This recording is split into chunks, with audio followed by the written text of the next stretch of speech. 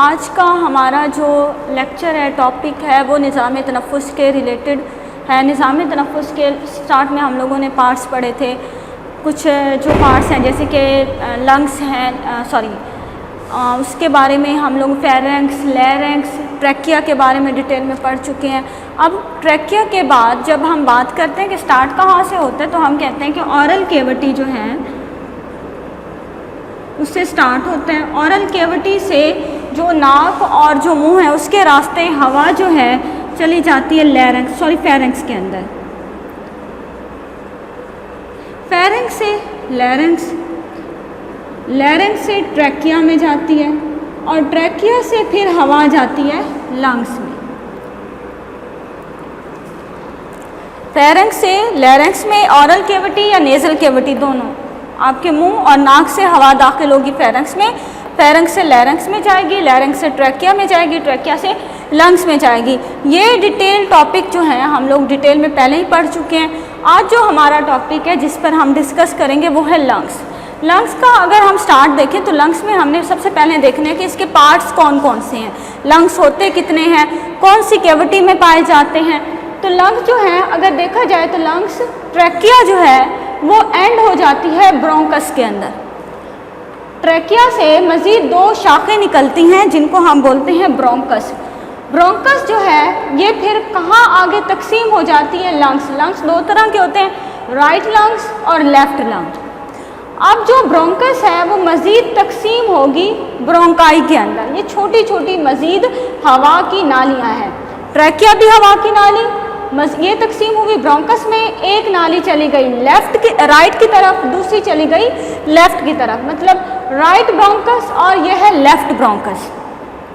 मज़ीद ये अंदर जाकर छोटी छोटी नालियों में तकसीम हो जाते हैं। ये नालियाँ कहलाती हैं ब्रोंक्यूल्स।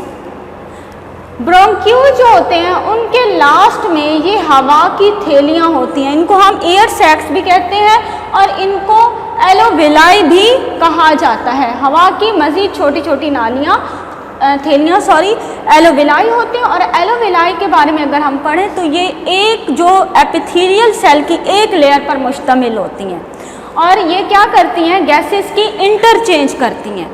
मीन्स कि गैस जब ब्लड के ज़रिए ब्लड जब यहाँ इनसे टकराता है तो यहाँ से गैस बाहर की तरफ जाती है और जो ब्लड है वहाँ से गैस इनके अंदर आती है। दो लूप्स होते हैं, दो लंग्स हैं, एक है राइट, दूसरा है लेफ्ट। जो राइट लंग है उसके 3 लूप्स होते हैं, सुपीरियर, मिडल और लोअर। और इसके 2 होते हैं, एक जो है सुपीरियर लूब होती है और दूसरी लोअर लूब होती है। 2 इसके पार्ट्स होते हैं। ये जो पार्ट है, ये जो राइट लंग है, ये थोड़ा सा बड़ा होता है लेफ़्ट के मुकाबले में।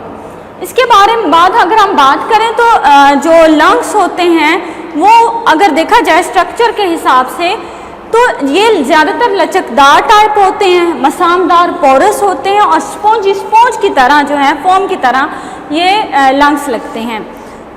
यहाँ पर अगर हम एलोवेलाई इन सब के अलग अलग फंक्शंस पढ़ते हैं तो हवा जो है वो ट्रैकिया के ज़रिए ब्रोंकस के अंदर आती है। ट्रैकिया जो है उसके अंदर सीलिया लगे हुए होते हैं, सीलिया की डायरेक्शन अपवर्ड होती है।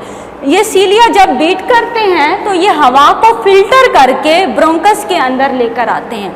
ब्रोंकस से ये मज़ीद छोटी छोटी नालियों के ज़रिए हवा जाएगी एलोवेलाई के अंदर। अब ये जो हवा आई है आउटर एटमॉस्फेयर से, इसके अंदर होती है ऑक्सीजनेटेड होती है। अब इसके जो बाहर एलोवेलाई के बाहर छोटी छोटी खून की नालियाँ होती हैं, इन्हें हम बोलते हैं ब्लड कैपिलरीज।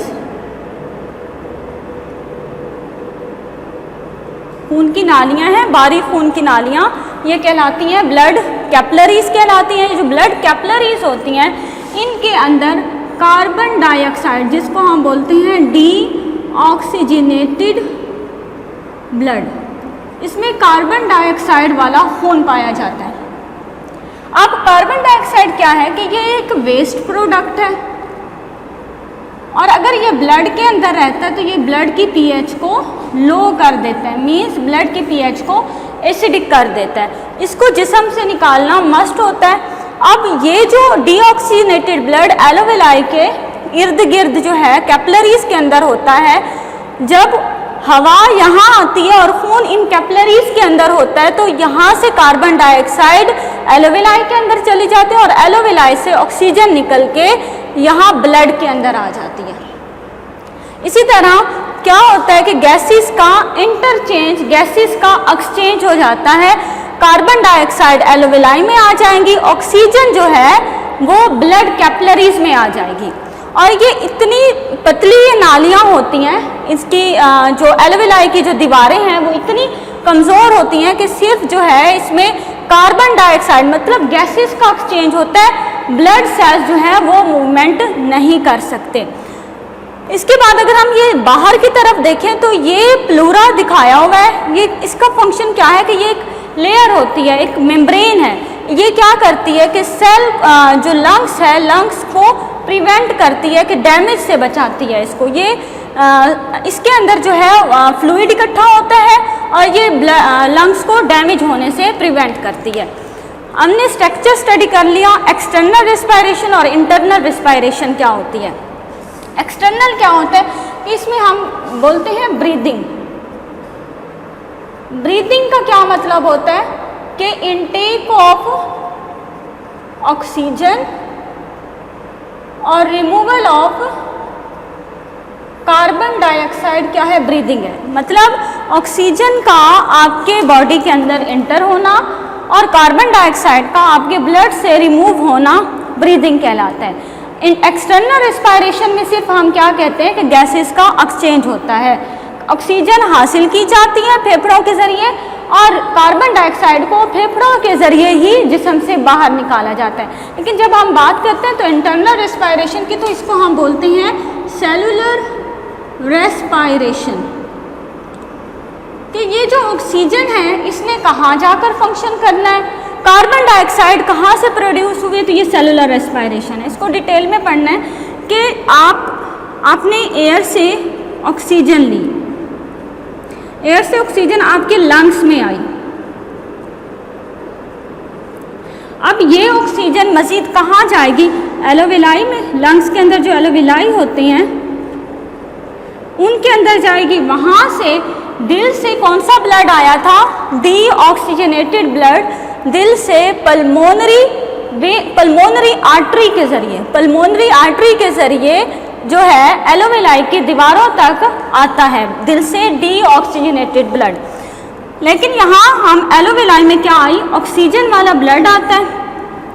यहाँ से जो है ब्लड कैपिलरीज में यहाँ से ये ऑक्सीजन ब्लड कैपिलरीज में चली जाएगी। ब्लड कैपिलरीज से दोबारा ये हार्ट, दिल के अंदर ये, अब ये क्या हो गया, ऑक्सीजन वाला ऑक्सीजनेटेड ब्लड, क्योंकि उसमें ऑक्सीजन शामिल हो गई तो ये ऑक्सीजनेटेड ब्लड है, ये हार्ट में जाता है। हार्ट से ये ज़्यादा पूरे जो है होल बॉडी उसमें स्प्रेड हो जाता है, पूरे जिस्म के अंदर ये फैल जाता है और पूरे जिस्म में ये हर सेल को मुहैया होता है।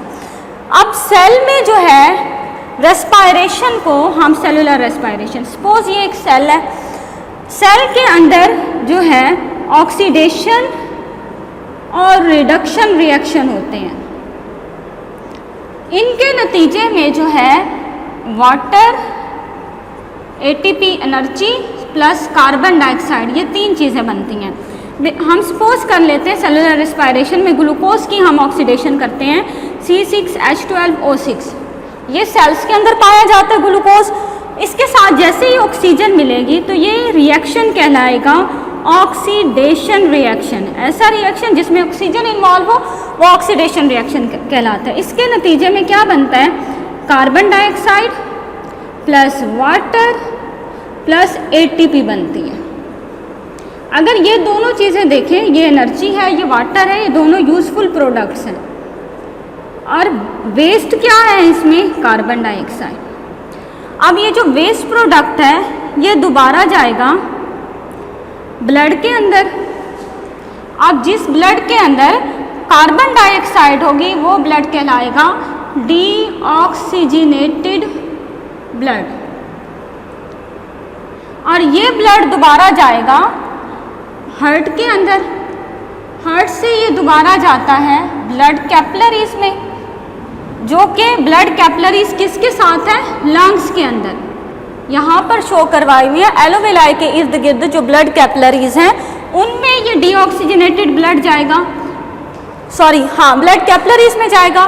फिर दोबारा क्या होगा, ऑक्सीजन अंदर आएगी, कार्बन डाइऑक्साइड एलोवेलाई के अंदर चले जाएगी और इस तरह एलोवेलाई से ये कार्बन डाइऑक्साइड लंग्स से आपके ऑरल कैविटी या नेजल मुंह नाक के ज़रिए ये जिस्म से बाहर रिमूव हो जाएगी। ये है इंटरनल रेस्पायरेशन। एक्सटर्नल में क्या होता है, intake of oxygen, removal of carbon dioxide is just external respiration. और अगर सेलुलर रेस्पायरेशन हो कि सेल के अंदर कार्बन डाइऑक्साइड ऑक्सीजन कहाँ इस्तेमाल हुई, कार्बन डाइऑक्साइड की प्रोडक्शन कैसे हुई, तो ये प्रोसेस कहलाता है इंटरनल रेस्पायरेशन। आगे है ब्रोंकियल ट्री। ब्रोंकियल ट्री क्या होता है कि एल्वेलाई, ब्रोंकस और ब्रोंक्यूल्स, ये तीनों चीज़ें मिलकर कहलाती हैं ब्रोंकियल ट्री। और इंटरचेंज ऑफ गैसेस में मैंने यही डिटेल में आपको बता दिया कि कार्बन डाइऑक्साइड का लंग्स की एलोवेलाई से ब्लड कैपिलरीज में मुंतकिल होना और ब्लड कैपिलरीज से ऑक्सीजन का एलोवेलाई की दीवारों से ब्लड कैपिलरीज में ट्रांसफ़र होना और कार्बन डाइऑक्साइड का ब्लड कैपिलरीज से एलोवेलाई की तरफ जाना इंटरचेंज ऑफ गैसेस कहलाता है।